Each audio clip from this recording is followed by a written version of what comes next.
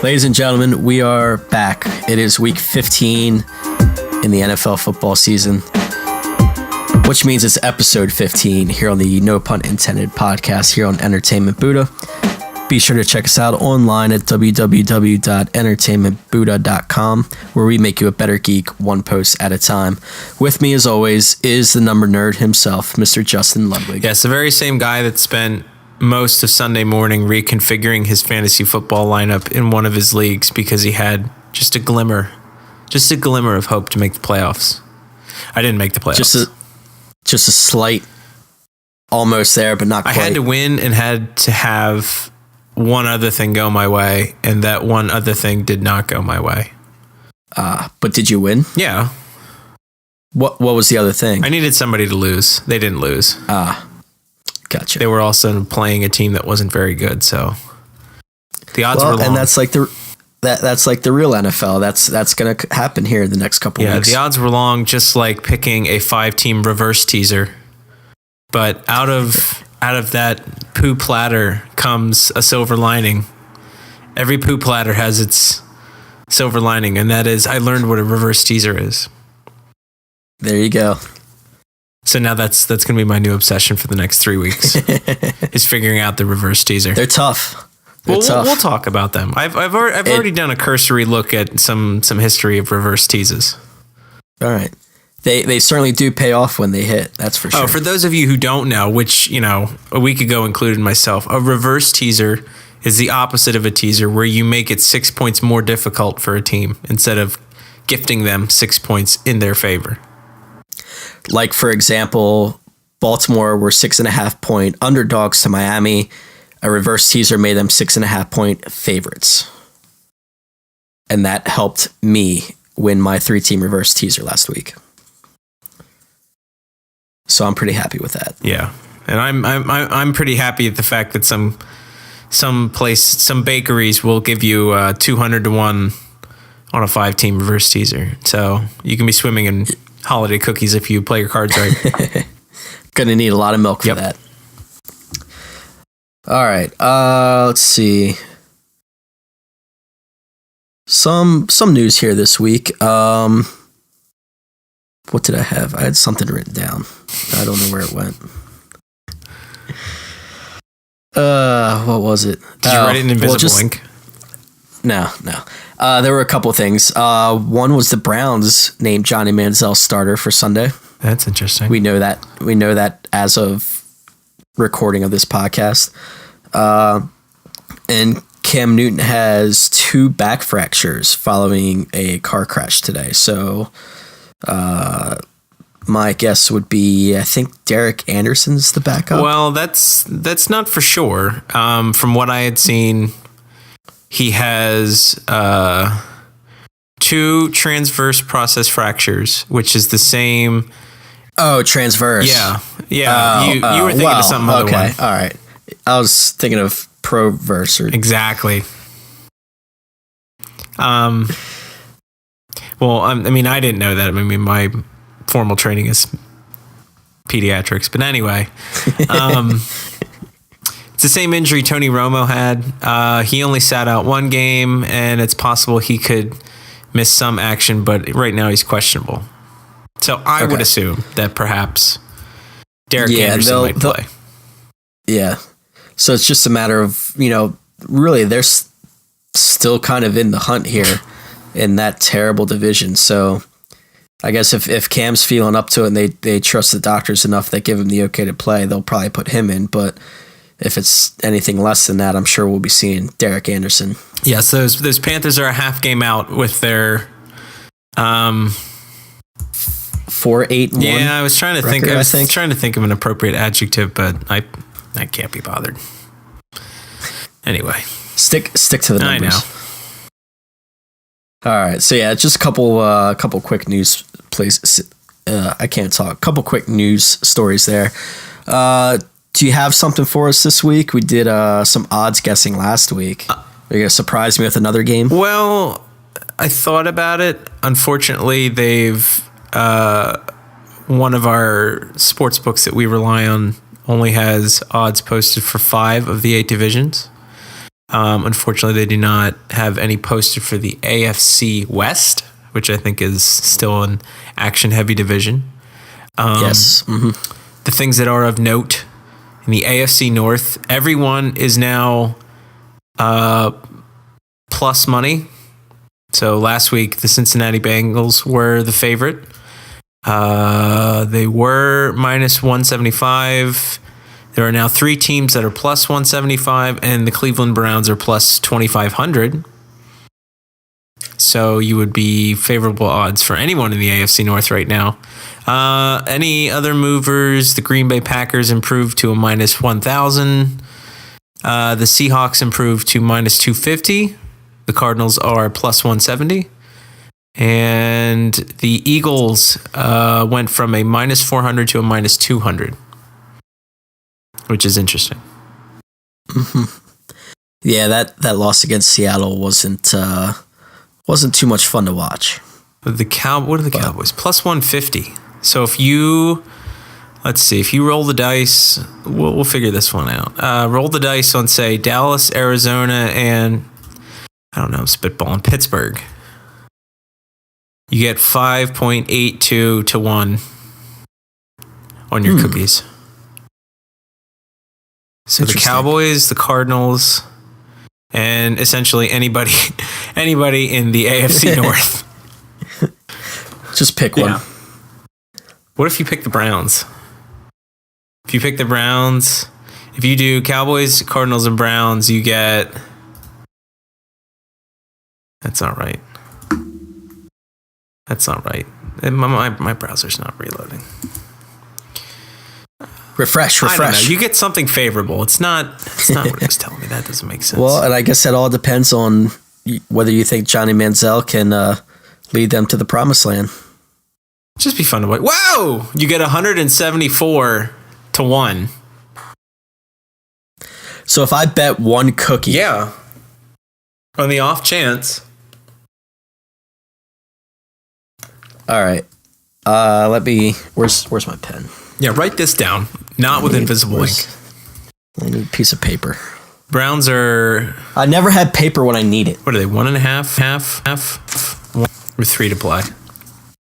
All right, that's my cell phone bill. I don't have to worry about that. Just that instead and say, listen, put your money on, put your cookies on this. You'll You'll paying thank me later. Who was it? Browns, Cowboys, and Cardinals. Browns have to win out, and they have Bengals, Panthers, Ravens. So that Week 17 matchup might actually be pretty significant. Very true. All right, I got to put that somewhere safe. All right. Now you're just teasing me. It's on top of my the Bengals aren't going to do it. We'll talk about that. I'm getting ahead of myself. Anyway, back to brass tacks. Right.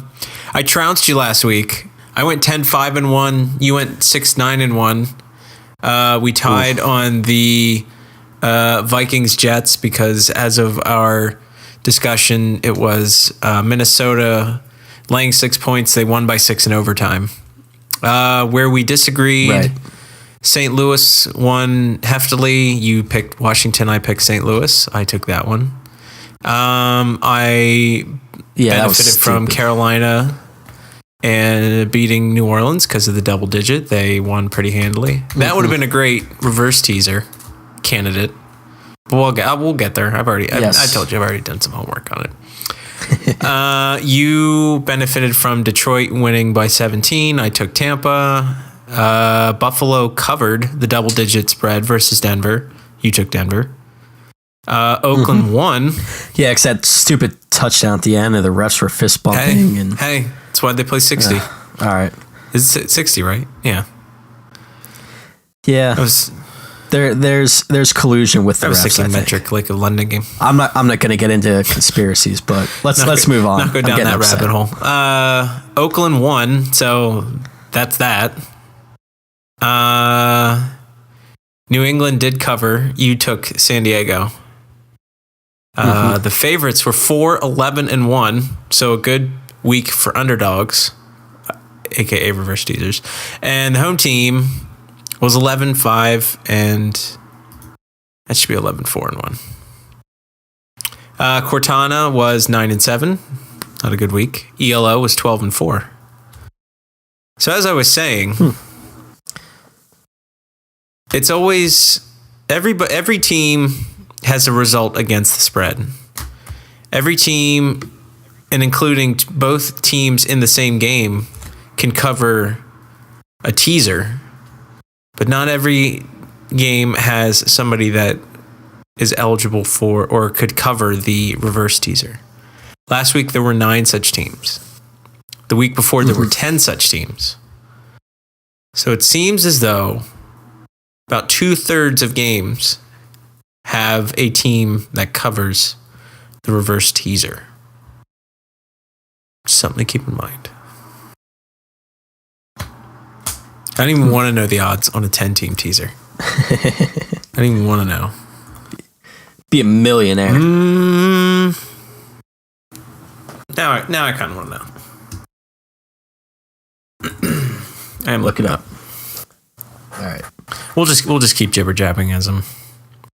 Speaking of jibber jabbing, the first game, Cardinals going back to St. Louis. By that I mean the Arizona Cardinals playing St. Louis, whose baseball team is the Cardinals. Thursday night, St. Louis favored by 4.5. Your thoughts? St. Louis, please. Really? Please? Yeah. And thank you. So you're that sure of it? Why? Yeah. St. Louis. I wrote this down, so let me explain. The highest that the establishment that you frequent offers is 8-team reverse tees, 5,000 to 1. Oh, that would be so sweet. Anyway. All right, back to the Rams. In their last 4 games, the Rams are averaging 30 points a game. Even if you remove that 52-point game in Oakland, those 3 games, they're still scoring 30 points a game. I do like robust methods. They have given up a total of 34 points in those 4-game stretch, which comes out to 8.5 points per game. Yeah, but they didn't do so well against a pretty bad 49ers team. That's not cause for concern. You don't feel like this is a trap? No. It's like the 4.5 points. No, they've been doing so well. They're so hot. I don't think it's a trap because they're not one of the major players in this season. Do you know what I mean? They're 6-7. They're missing the playoffs. They have thrown back-to-back shutouts, which is the first time since the Cowboys did it in 2009. So their defense is playing remarkable. And as long as Sean Hill has 1 or 2 decent plays and doesn't turn the ball over, I think they'll be fine. I don't like, Drew Stanton at quarterback has not been good. Look, I also wrote this down because I looked it up.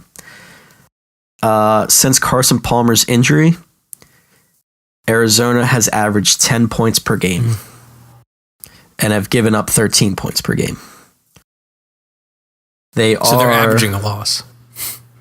Right. Oh, exactly. That's a tough road for Arizona. Listen to this. Yeah. At St. Louis, home for Seattle, at San Fran.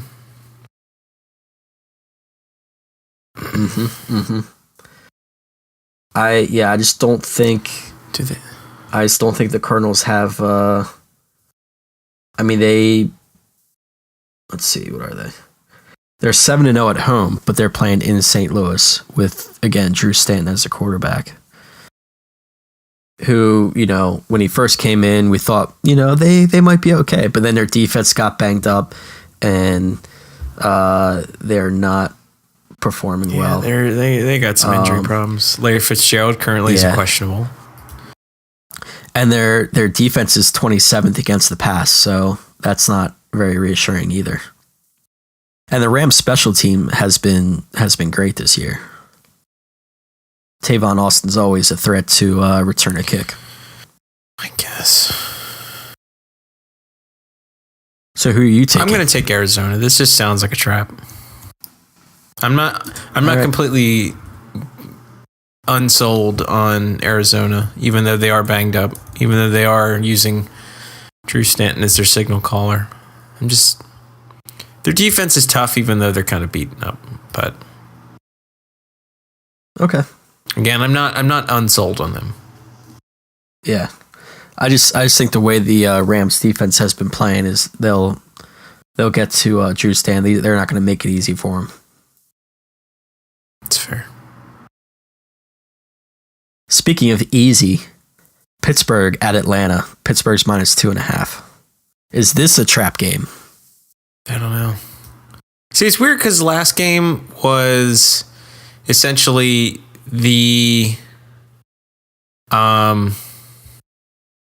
for Pittsburgh, it was a tale of two teams. In the first half, they were completely terrible, and then they flipped the switch, and then they absolutely destroyed them. Right. And it's the division leader. So it's like, what does that say? I don't know. It's hard to gauge them. Le'Veon Bell had such a great game. You're calling Atlanta the division leader? No, I meant last week they were able to against Cincinnati. Fall behind and then score 25 unanswered. 25. Mm-hmm. Yeah. So I don't know. Yeah, I mean, I'd imagine they would beat Atlanta. But it's like, what team's going to show up? Right. Yeah, because they're at Atlanta. Then they play, final two games are home against Kansas City and Cincinnati. Yeah. Ben Roethlisberger knocking on the Atlanta's, door of 5,000 passing yards. Yep. Yeah, and Atlanta's rush defense is, I think, worse than the league. Let's see. There's 33 teams in the league, right? 32. I'm just kidding. I know there's 32. They're 32nd. They're 32nd in the league and in passing yards, and they're 21st in rushing yards on defense.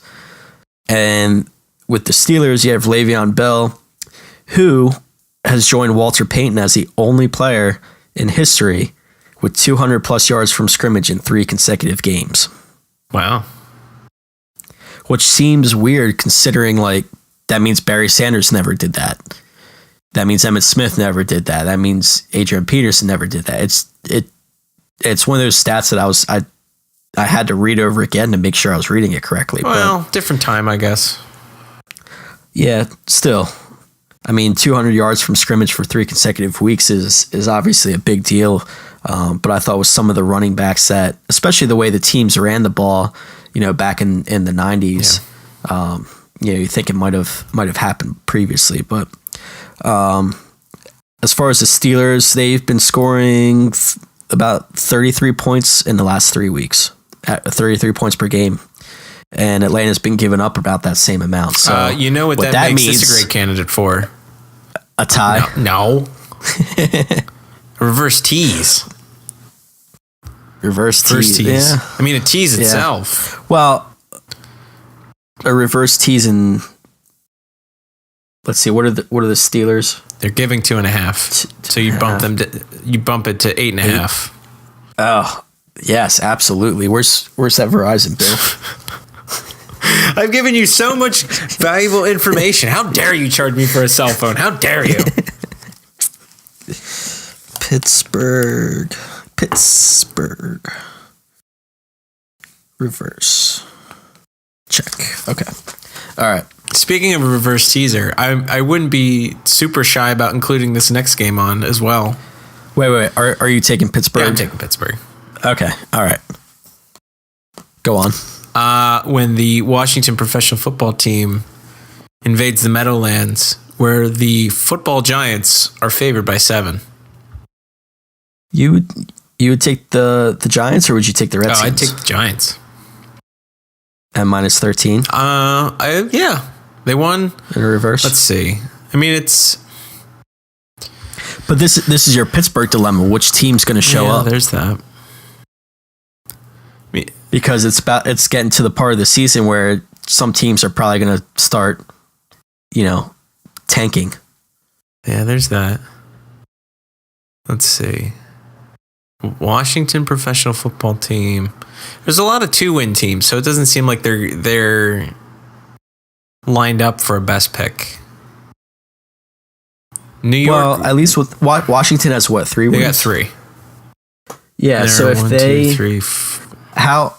how it's determined, the first pick, if there's teams with multiple losing records, it's determined by strength of schedule. Like for example, because Oakland won and got a second win, now there's a bunch of teams with 2 wins. They basically took themselves out of the first overall. Yeah, they have a tougher schedule. Yeah, because they have a tougher schedule than Jacksonville and the Jets. So the Titans. So Oakland, by winning, kind of took themselves out of that first overall that they probably would have gotten. But you want to see teams play to win. So I guess that's good. Well, I don't know. I mean, if I pick New York for reverse tease, I don't know if I want them to win. I'd want them to lose. For a reverse tease? Yeah. No, I mean, if I pick the Giants on a reverse tease, I'd want them to win, and I'd want Washington to not win. Right. So yeah, that one might be worthy of a reverse tease. Oh, yeah. Just a little concerned with what Eli Manning's going to show up. Yeah, but who's going to be the quarterback for Washington? Is it going to be RG3? It could be you and me for all I know. That's true. Now they'd have to trade some picks. Yeah. I'll know if something's up if Chino gets a call at like 3 a.m. Who's on the phone? Washington? How many picks they giving for me? Some Go-Gurts? Take it. What flavor? What flavor? That's the real deal. RG3 is the quarterback with the most projected points. Okay. There's also Pat White, Colt, Kirk. Yeah. Well, Colt might not be able to play. Do you know who is on Washington's roster, even though he's on IR? Jerry Rice Jr. Really? Yep. Interesting. I did not know that. Was he? I have no idea. Is he a rookie? Jerry Rice Jr. should be a rookie. He's born in 91. He has a master's from UNLV. Huh. He's the only son to NFL Hall of Famer Jerry Rice. He's the second cousin of Philadelphia wide receiver Jordan Matthews. I did not know that. Yeah, Washington signed him as an undrafted free agent in 2014. You don't get drafted on the prestige of being Jerry Rice's son? Apparently not. 5'11", 185. How tall was Jerry Rice? I mean, that's pretty much the same 6'2". as far as... Yeah. It's close enough. Yeah. Good enough for government work. Good enough for Washington work, I guess. Yeah. Who are you taking? New York? Yeah, I'll take New York. I get so wrapped up in this reverse teaser. Washington's working on their 6th consecutive loss this week, if that happens. And then they end the season with Philly and Dallas, so probably not a fun time to be a Redskins fan. Excuse me, a Washington professional football team fan. Well, depending what sort of position Dallas is in, they might be able to play spoiler, but yeah, we'll see. All right, so we're both taking the Giants. Yep. Unless you really want to roll the dice with Washington. No. Miami at New England. New England's -8. 8 points. Would you take New England +5 in Miami? +5? Or on a -5 on a neutral field. Yeah, it's just 8 points. I don't know. It just feels like a garbage time. Yeah. Perhaps they get like a garbage time touchdown or something. Yeah, you'd think the Dolphins would be able to hang with them. But they did lose by, what was it, 15 to Baltimore? Yeah. They gave up 2 touchdowns in the fourth quarter. Yep. Let's see. Miami Home for Miami against 8 points. I don't know. Miami last week scored 13 points against Baltimore, scored 16 against New York the week before. Yeah.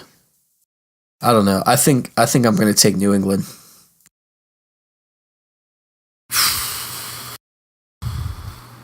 I think New England's just too hot right now. They give up a lot of points, though. That's the dumb thing. Well, like when they have some wins where they don't win by much. True.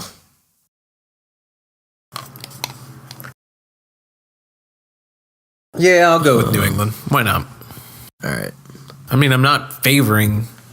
I mean, they gave up 14 to the. I wouldn't reverse Chargers. tease it, that for sure. I might regular tease it. Regular tease. Regular tease. Yeah.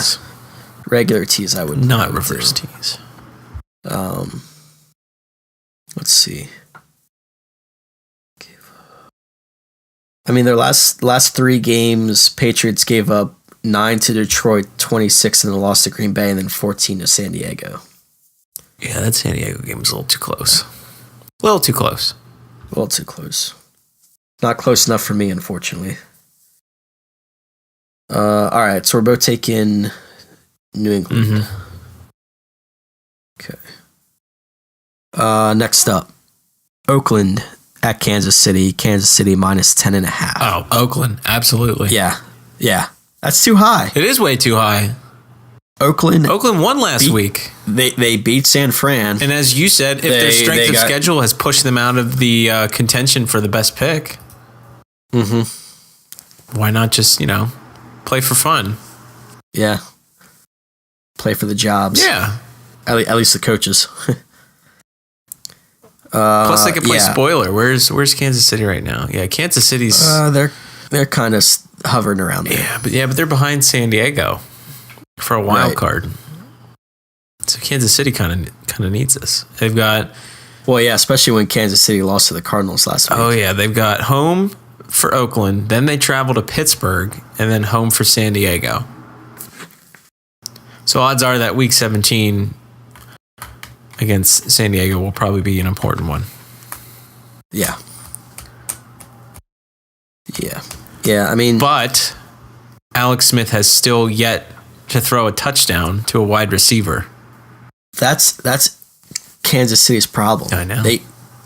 It's like he forgets that he has wide receivers to throw to, or they're just not getting open. I don't understand. We're gonna play a game. Okay. What do you think is the longest play from scrimmage for a pass that Kansas City has had this year? I'll give you a hint. It is to a receiver. Former Philadelphia Eagle Jason Avant, who has 7 receptions.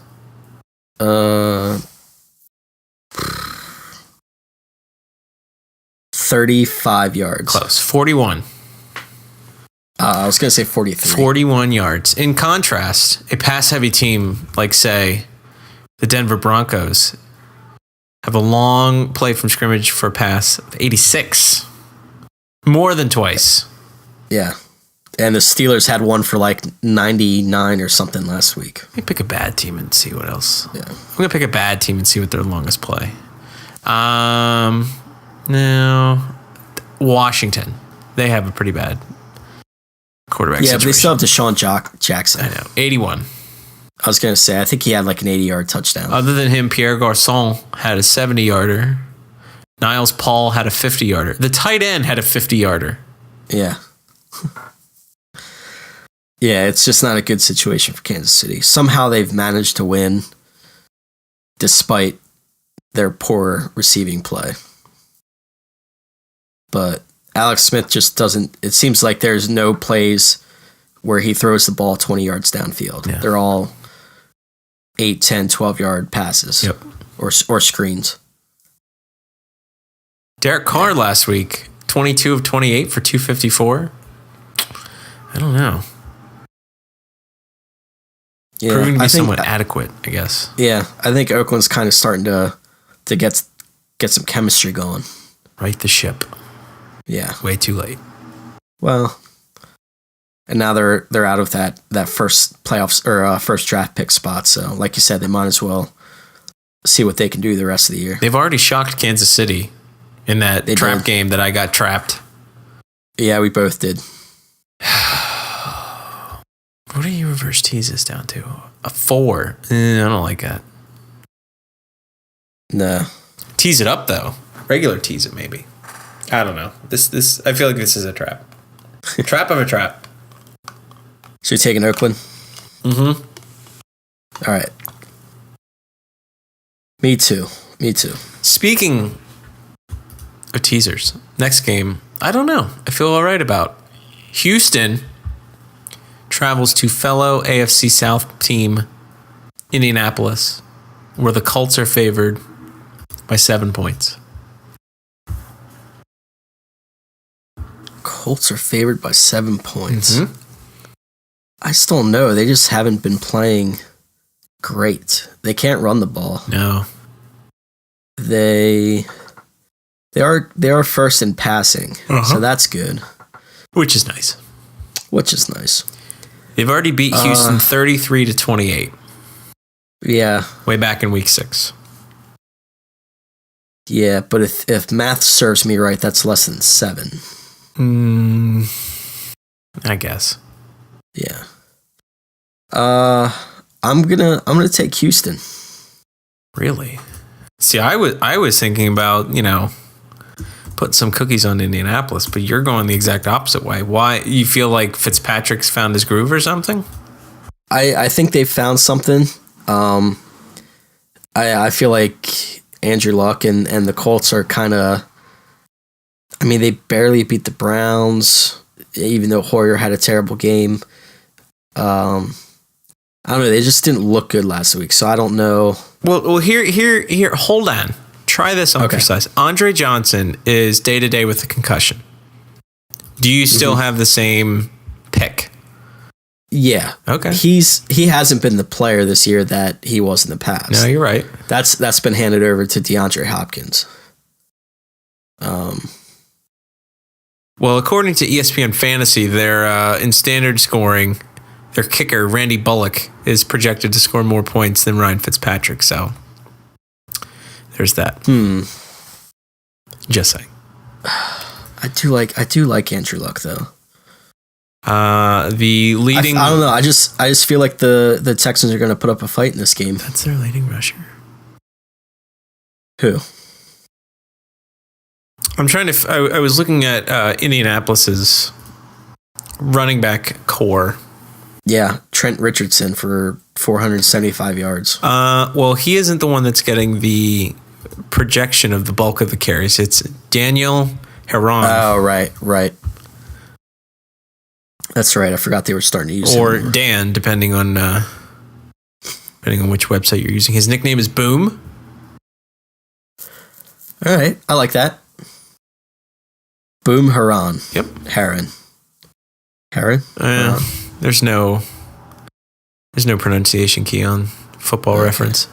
All right. I'm going with Indianapolis. I'm going to stick with Houston. All right. You can do that. Yeah. Yeah, let's move on before I change my mind. Okay. Well, but that one I would be tempted to regular tease for Indy to -1. Yeah, that's fair. But we shall see. Who knows what I'll be thinking come Sunday. Well, it would be interesting if you're thinking of teasing the Jacksonville Jaguars, who travel to Baltimore, where Jacksonville is the underdog by 14 points. 14. That's 2 touchdowns and 2 extra points. Or 7 safeties. Or a touchdown and a 2-point conversion and then another touchdown. With no point after. All right. Jacksonville is essentially going for the tidy bowl. The toilet bowl. Yeah. The top pick. that it seems to be their goal. Baltimore still in the hunt for the AFC North crown, which would be nice because they're currently outside of the playoff picture. Outside of the playoff picture. So they need to win. Who are you taking? It's one of my bugaboos. Double-digit spreads. And this is a 2-touchdown spread. This is a 2-touchdown. When was the last time we had one so high? Green Bay was 12.5. That's not quite there. Indianapolis was favored by 14 against Jacksonville. Wasn't there like a 15.1 week? Wasn't Seattle like 15-point favorite like earlier in the year? Well, the last time that Jacksonville was 14-point underdog, they lost. Yeah, Seattle against Oakland. Seattle won by 6. Right. Yeah, I think that was the highest.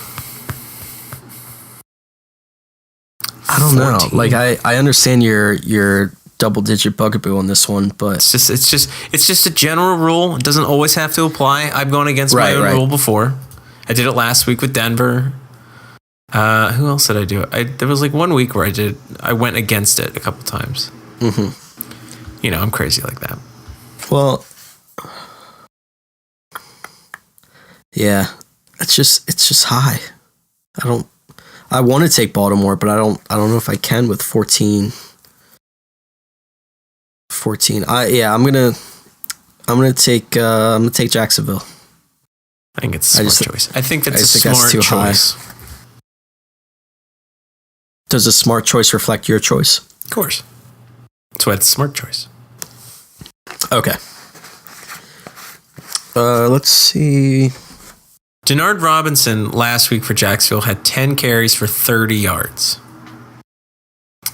The week before, he had 11 carries for 44 yards. He has, since his season high of 22 carries in a 24-6 win against Cleveland, has faced decreasingly fewer carries in each successive week. So it's almost as if Jacksonville is waving the white flag in surrender. Yeah. Tease this down to -8, and I'd be all right with that. Yeah. You want to tease it to +20 for Jacksonville? Ooh. You could do both. You could. You could get that rare double tease.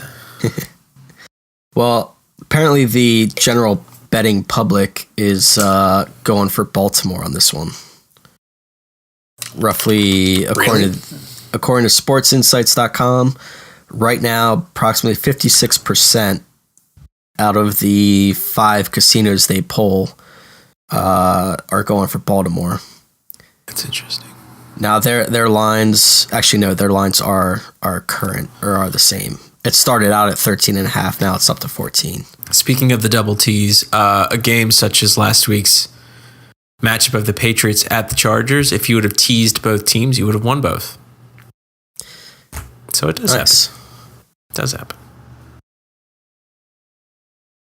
Just an FYI. Yeah. That is interesting. I never really thought about doing that too often. You would have won with Cardinals Chiefs too. Right. That's true. Might have to I'm not saying looking into that. Yeah, it's not a slam dunk or anything, but it happens.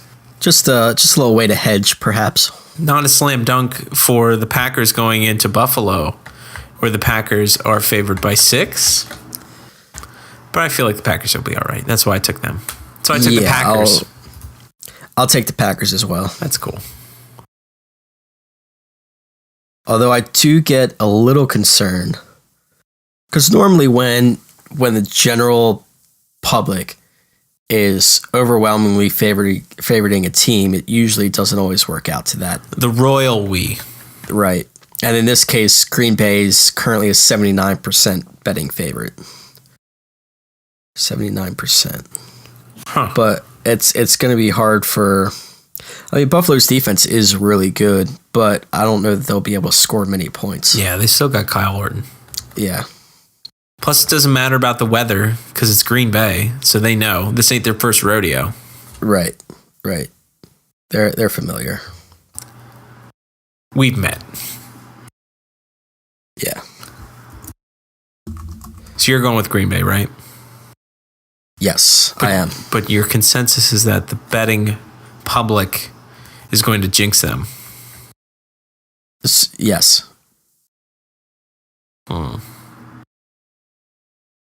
Interesting. But it's, I mean, at this point in time right now, it's hard to go against Green Bay. I mean, they're on fire. Not literally. Wow.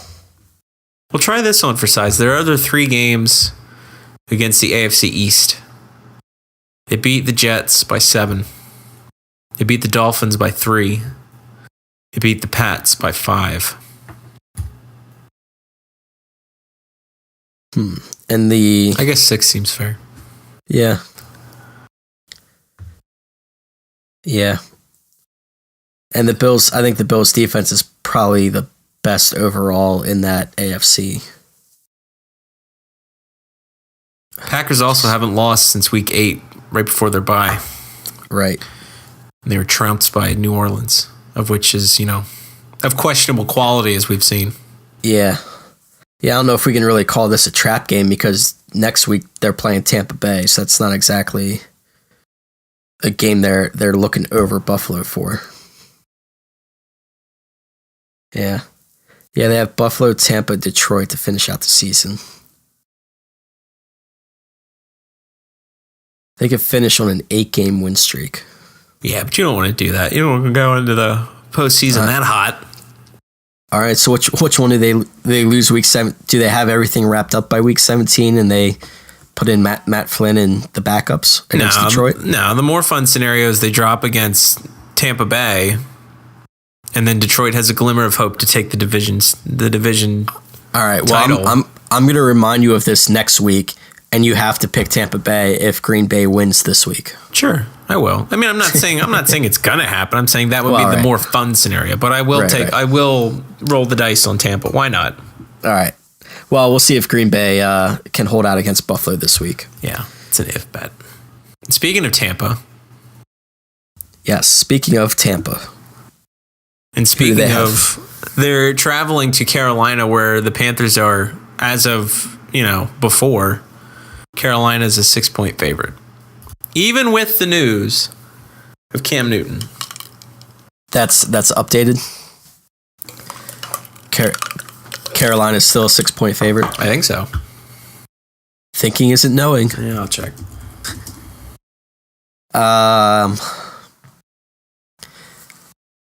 It's tough. I feel like that was a fluke game against New Orleans last week. Certain sports books have taken down that.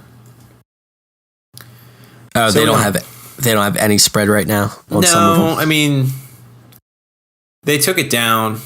Let's see.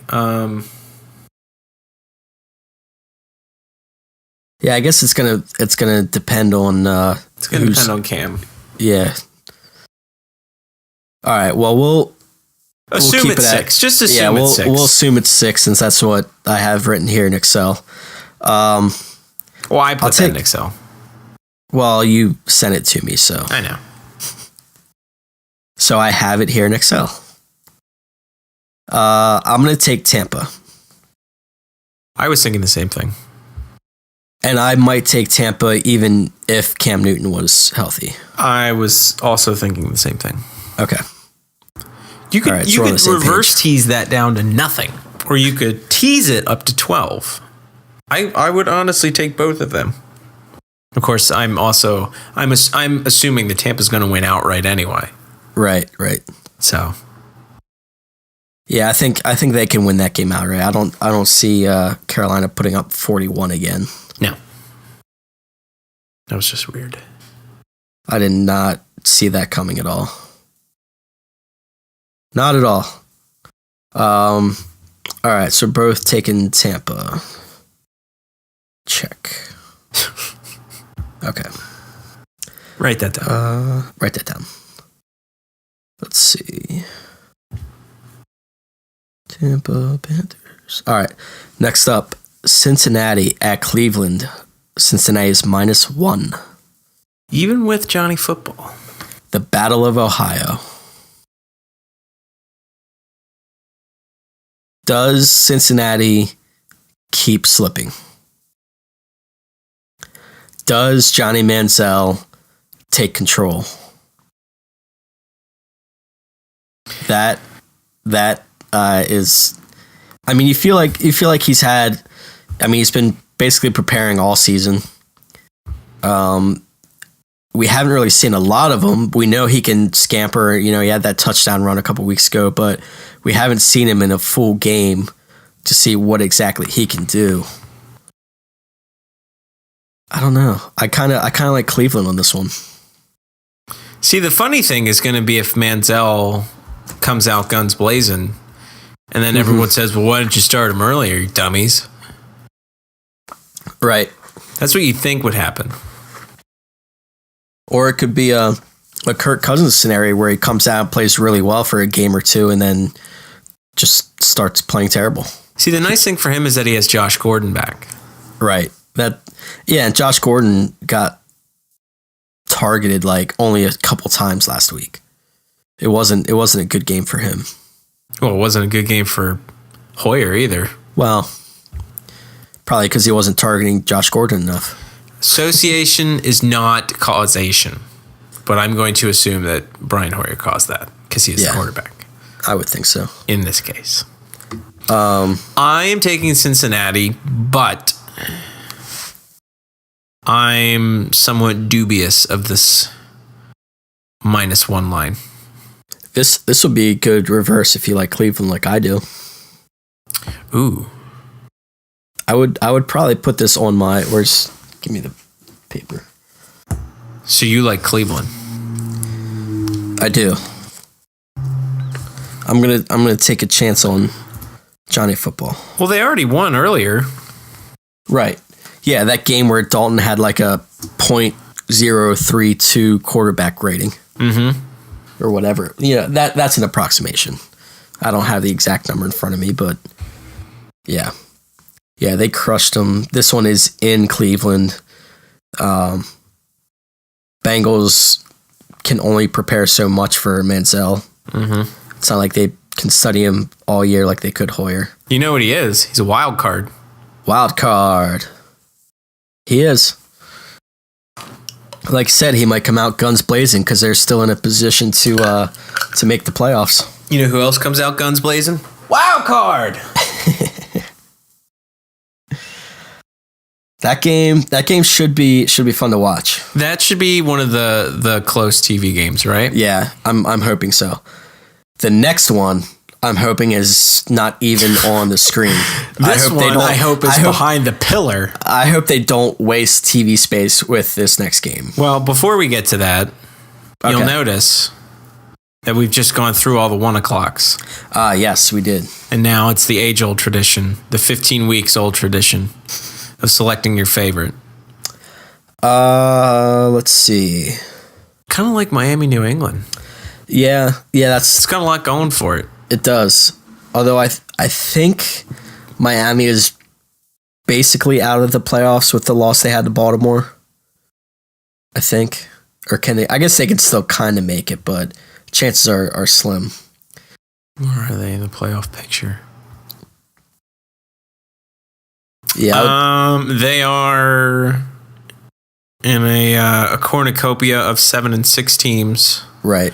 There are 3 teams at 8 and 5.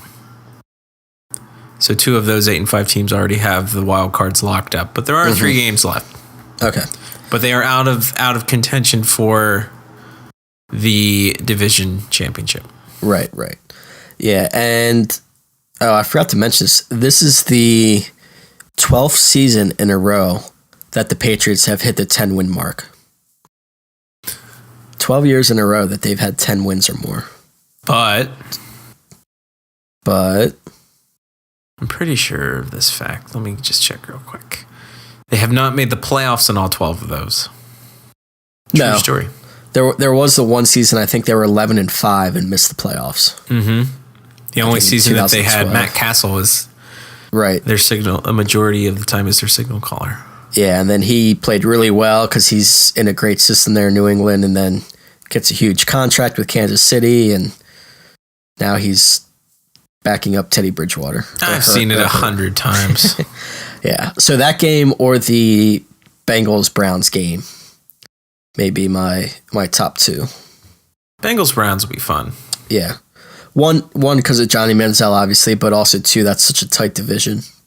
The team that did make the playoffs in place of New England when they were 11-5 was the Miami Dolphins. But that was 2008. That's yesteryear. That's not this year. Mm-hmm. This year, what would my number? Yeah, I think Cincinnati, Cleveland. Yeah. I'd like to see Manziel for an entire game in a game that matters.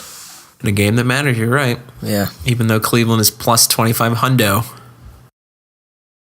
That's so tempting. I know. Because I feel like just after this, one cookie. If they blow the Bengals out this week, what do you think that goes down to?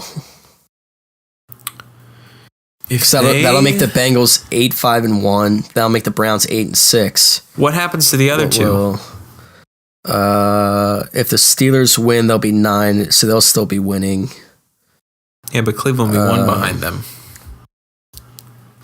Right. Well, actually, the Bengals would still be ahead of Cleveland. Yeah. Because of the tie. And where's the other team? Baltimore. Where'd you go, Baltimore? Oh, there you are. Baltimore's 8-5. So they beat Jacksonville. They're 9-5. So if the Ravens and Steelers win this week, they'll both be 9-5. The only way Cincinnati stays on top is if they win. Obviously, they'll be 9-4-1. It's such a tight division. That's what makes it exciting. Just like the NFC South, it's highly contended. Yeah. With less wins. I'm not wrong. Well, no, I'm not wrong. It's just of, not as exciting. Yeah. It's the RC Cola in the soda industry. Mm-hmm. It's the Dr. Thunder. All right. Speaking of poor teams in a good league, Jets at the Titans. Jets are minus 1.5. Jets are favored on the road. I don't think the Jets should ever be favored on the road this year. It's the Jets on the road with a bad quarterback against Jake Locker. Mm-hmm. I'm going to take the Jets. They're all terrible. I'm taking the Jets. I'm taking the Jets. Yeah. And this might sound crazy, but I might consider reversing this. I don't blame you. I think the Jets could do 7.5. It's more like you're betting on how terrible Tennessee is. Yeah. It's like that's pretty much what I'm doing. Who are their big skill players? Bishop Sankey, he's not doing too well. Although the Jets are 0-6 on the road, so that. Yeah, but you got to win sometime. Well, not necessarily. Do you? Yeah. All right. So we're both taking the Jets. Yep. All right. Maybe that one will just be my regular parlay card, and I won't tease that at all. Let's see. Next one's another division matchup. We have Baltimore at San Diego. Who at San Diego? No, why did I say Baltimore? I meant Broncos. Broncos at San Diego. One is a bird. Broncos are -4. One is. I'm just excited for the season finale or series finale of Sons of Anarchy. Okay. Equine, is that like the class of is it like the genus of horse or species? Equine or whatever. Equine. Yeah, I'm pretty sure. Hence. Biology is not my equestrian. That's what it's called. Really? Yeah, like when they race or jump horses over stuff and that whole thing. Bronco or bronc. No, they really need another comma there. All right, who are you taking? Refers to an untrained horse or one that usually bucks. Buck and Bronco. And speaking of bucks, I might be putting some. I don't do that. I'll put some cookies on Denver, and I wouldn't hesitate to reverse tease this. Really? You take Denver at -10? I think so. I'm kind of... You don't think that's a good idea? I want San Diego to win because I like their team this year. I just... You just want them to win because you picked them to win the Super Bowl. Well, yeah, because I like them this year. Personal gains. Yeah. But this is a must win for San Diego, I think. Yeah, that's true. I don't think they can lose to the Pats and the Broncos. And they're playing in San Diego. Broncos are 3-3 away.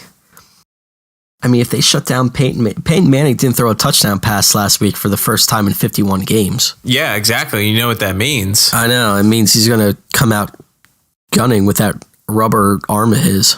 Going to come out in F&A mode. Did you watch any of that game? No. Some of his passes, he was just setting his receivers up for hard hit. Like Emmanuel Sanders got knocked out one time. Like some of his passes were just not good. Like he can't throw the ball deep anymore. And like even like a 15 or 15-yard pass was kind of a floater up in the air. I don't know. But you're missing the X factor. It's C.J. Anderson. I know. It's been a monster. I know he has. He really has. Denver their last three wins were by an average of 6.7 points per game. 6.7, huh? Yeah, and that's more than 4. But I'm talking about reversing it. Well, right. They already did beat San Diego by 14. I'm talking about my pick for this purposes of this Your podcast. Straight pick. Yeah. Let's see. San Diego is second in opponent rushing yards, so it might be a little tough for C.J. Anderson to get going. I'm taking San Diego. Really? I'm taking San Diego. Yep. I'm going to go out on a limb again. They almost redeemed me last week against the Patriots. Like I said, this is a must-win game for them. His must-win. No, wait. No, I'm looking at the wrong thing. Hold on. Denver is second against the rush. Oh, boy. San Diego's 14th against the rush and 8th against the pass. That's a little intriguing. I'm still going to take San Diego. All right. Yeah, I already put it in. So yeah. Okay. You can't get rid of that once it's in it. So all right. Sorry. I think Phillip Rivers finds a way to get things going for the Chargers. I don't, but it is what it is. Well, you're part of the general population because 74% think that Denver is going to win. So yes, I am in the majority. Onward and upward. Onward and upward. What's next? Vikings at the Lions. Battle of the NFC North. Lions are favored by 7.5. 7.5. Yeah. I will take the Lions. Yeah, that's fair. I probably would too. In fact, I will. You would, or you're going to? I'm going to. All right. Lions are 6-1 at home. Let's see. And they need this game. They need this. Lions have scored 34 points in each of their last 2 games. Home against Chicago, home against Tampa, now home against Minnesota. The Lions have had the exact same score the last 2 weeks, 34-17, 34-17. Interesting. Yeah, I'll take the Lions. Well, if they do that again, then you would benefit from a reverse of that 7.5 current line. Yeah, but it's dicey. I know it's dicey. Minnesota's defense is pretty solid. Reeks of garbage time. Like Detroit goes up by a bunch, and then Minnesota just crawls back and gets one at the end. Right. Exactly. As is what garbage time touchdown would happen. And you know what else might happen for garbage time? San Francisco, who is a 10-point underdog to Seattle, probably because the game's in Seattle. Probably.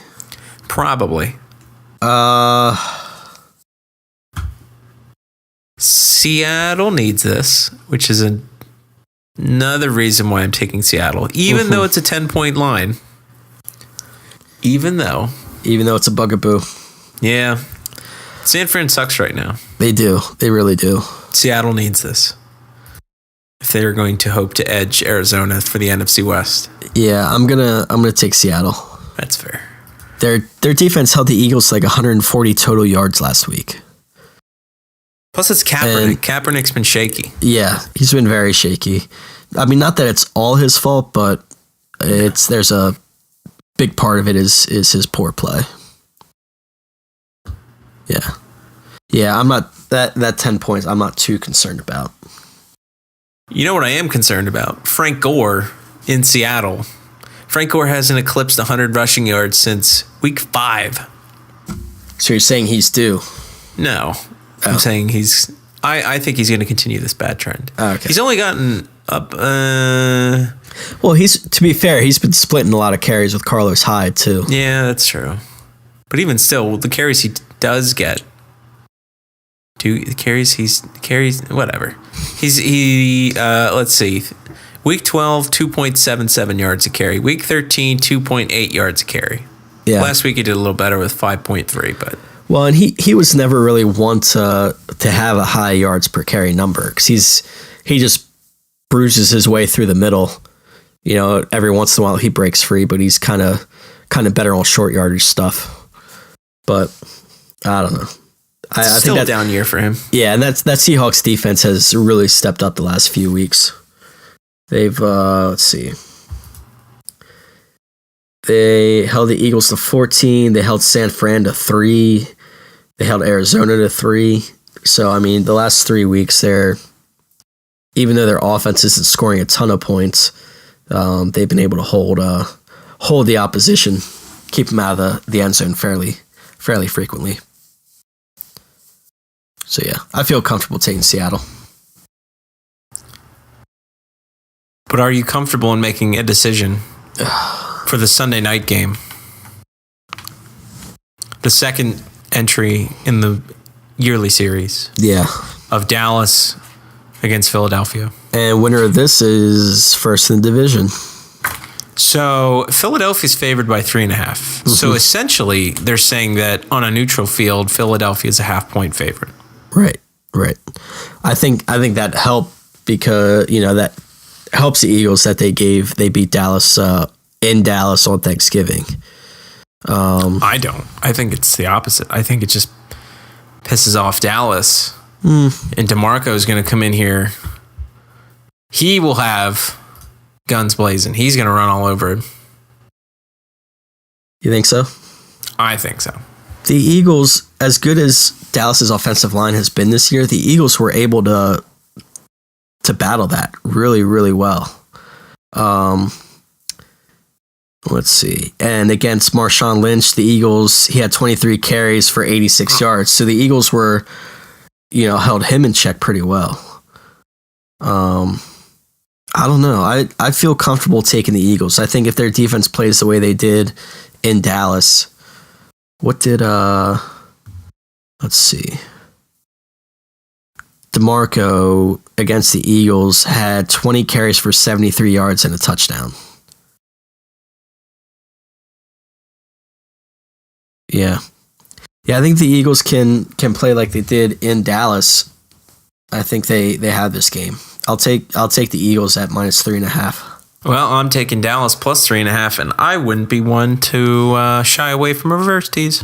All right, I see how it is. I don't know. I feel like this has all the makings of Dallas coming out, chip on their shoulder, having lost that game. DeMarco's been running well. What happened? What happened to your? Oh, we're just waiting for Dallas to start spiraling, and this is their downturn. They've eclipsed their 8-8 sort of nebulous that they always get stuck in. Mm-hmm. They're 9-4 right now. See, I know what's going to happen. They're going to win this game.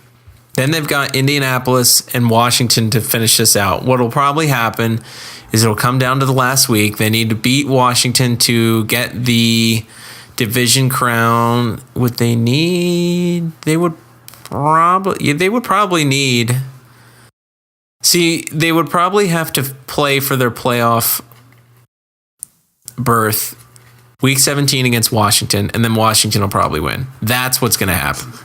You think so? That's my gut feeling. All right. So they win this, they get in the driver's seat, and then they drop the next two. Let's see, that's 10-6. Yeah, that's probably not enough to get them into a wild card, because if Seattle wins this week, they're 10-4. If Detroit wins this week, they're 10-4. That's all they need. And then they're pretty much already got their 10 wins. Yeah. All right. So that's my feelings on the subject. I'll be keeping a close eye on that game Sunday night. As I curse her name every time DeMarco Murray enters the end zone. Oh, he's so good. See, speaking of DeMarco Murray, the one thing that's going to come out of this pooper of a fantasy season is that I have DeMarco Murray. In one of our leagues, we play a keeper system. Ooh. You're allowed to have one keeper. And here's the wrinkle. You have to take them in next year's draft one round better than the round that you selected them in. Okay. So for example, that's even better. I thought it was worse. So for example, last year I picked but you're not allowed to keep someone that you picked in the first round. So they're automatically out. Right. So for example, this year I picked DeMarco in round 3. If I want to keep him, I'd have to take him in the second round. Which actually I feel is kind of a steal. Because he'll probably be first round fodder for next year. I would think so. So that'll be nice for me, is that I can lock him up for next year. Which I'll probably So if you were to not take him in the second round, then he's open to anybody. Yeah, then it's free game.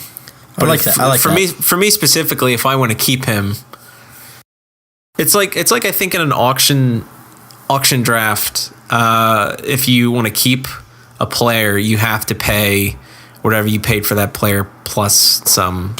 Okay. Plus something. Okay. So it's sort of the same thing where you can take them in around the same round. So if you get a good draft pick somewhere, like DeAndre Hopkins in the 10th round. Exactly. So next year you would take him in.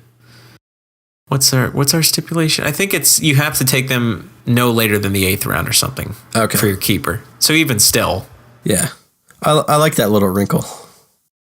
It's pretty good. Yeah. So that's the one little silver lining in this poo-poo platter of a fantasy season.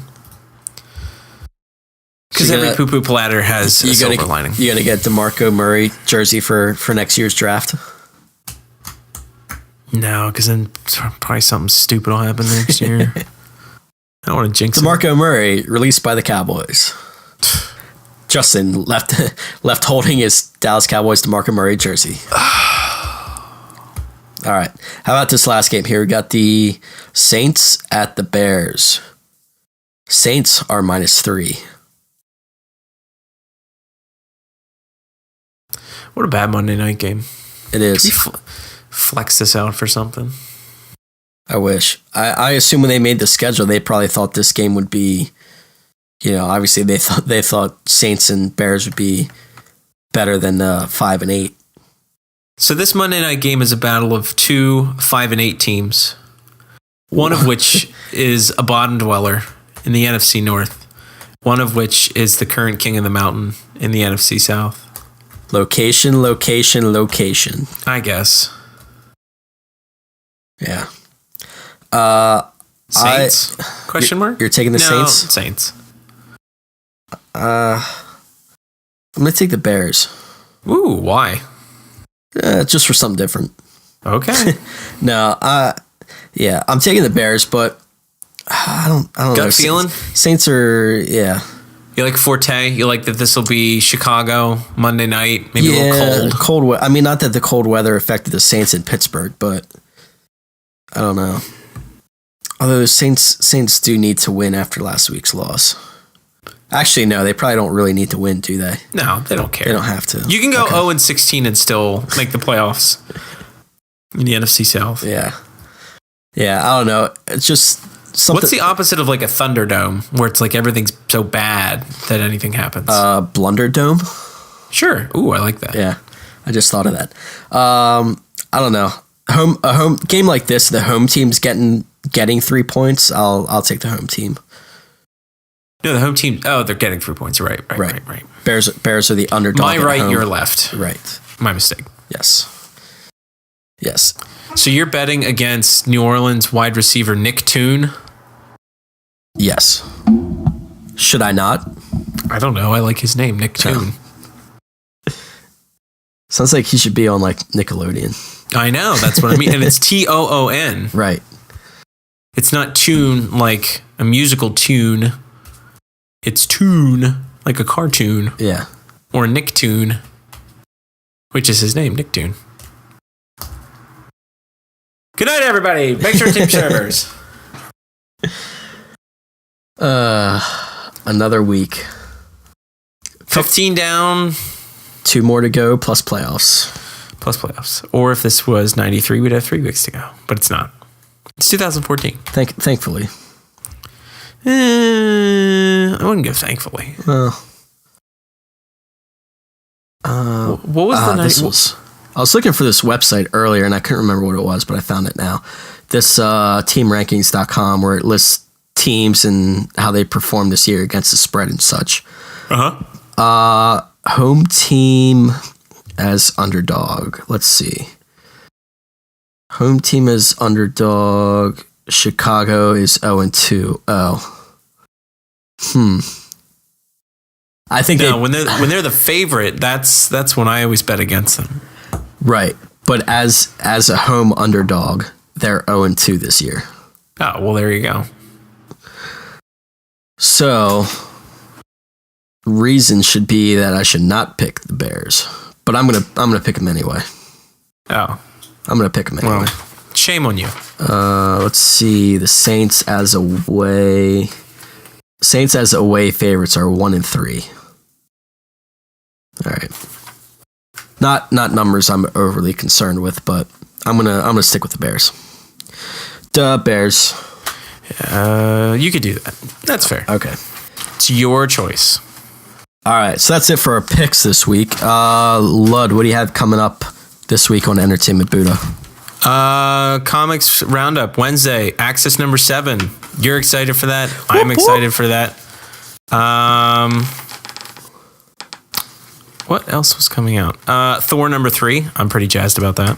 Nice. If you heard the new announcement about the Suicide Squad movie, there is a new issue of Suicide Squad. That's right. Jared Leto's playing the Joker, correct? Yep. So if you want to get in on the ground floor, you can start reading up on Suicide Squad. Okay. Might have to do that. What else do you have? I think that was it. Okay. Just 2? 3? Yeah, I mean, 3? there's going to be a list of 5, but okay. Jumping out at me. When does the new Captain America come out this month? Because there's only been 1 issue so far, right? Yeah. I don't know. Well, I guess it's not this week if you're not talking about it. It is not this week. Okay. I know that. All right. That's all I need to know. It's probably next week. All right. Let's see. Oh yeah, later this week we should have our friend Ben is doing a top 10 his top 10 Christmas movie list, which should be a fun read in this holiday season. 3 of which will be the Santa Claus. Santa Claus 1, Santa Claus 2, well, Santa Claus 3. he did combine Home Alone 1 and 2 into one spot. So what for? That's 2 movies. That doesn't count. Yeah, but it's kind of like the same movie, just different location. Yeah, but then could you say, oh, Home Alone 3 and 4, it's like the same movie. Well, they're just a different kid. Yeah, but they sucked. Well, did you ever see Home Alone 3 or 4? No. Me either. There's a reason. There's a reason we don't watch those. I guess. Spoiler alert, he did not include Die Hard because it takes place around Christmas, but isn't technically a Christmas movie. That should count. But that's just me. I agree, but you know what? I let him make the list as he chose. It's his list. So yeah, that should be fun to read. So I'm kind of excited for that. Yeah, and then I think there will be some more video game. You had a post about a behind the scenes trailer for Age of Ultron. As if there's any more reason to get jazzed for the Guardians of the Galaxy Blu-ray and DVD release. You can watch the behind the scenes featurette for Avengers Age of Ultron, of which, right, today I included a sneak peek of. So as if you needed more reason, because you don't, to get excited for the home release of Guardians of the Galaxy. Right. So there you go. The highest domestic grossing film of 2014. Yeah. Unless somebody usurps that title within, the next 20 days, 23 days? Something like that. Something like that. But yeah, so be sure to check out the site. Again, it's www.entertainmentbuddha.com. You can follow us on Twitter at EntBuddha, or the podcast Twitter is at No Punt in the number 10 DED. And I think that will do it for this week. Do you have anything else you need to add, Justin? I don't think so. Okay.